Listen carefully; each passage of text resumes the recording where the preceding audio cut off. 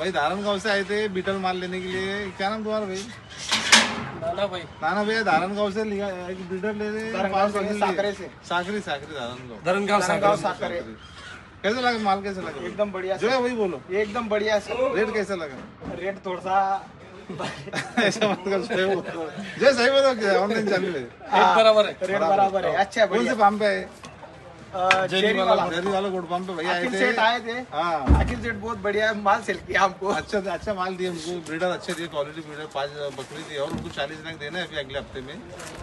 जो भी भाई को चाहिए अच्छा माल जरी वाला गुड पंप से कॉन्टेक्ट करें। आगे से माल दिखा दें आपको।